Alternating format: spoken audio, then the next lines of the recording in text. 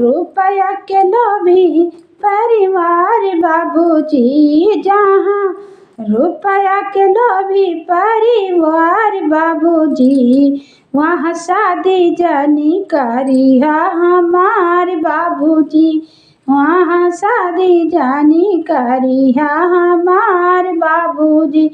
जहाँ कौनो न बाटे शिष्टाचार बाबूजी, जहाँ कौनो न हाय शिष्टाचार बाबूजी, हुआ शादी जानी करिहा हमार बाबूजी, हुआ शादी जानी करिहा हमार बाबूजी।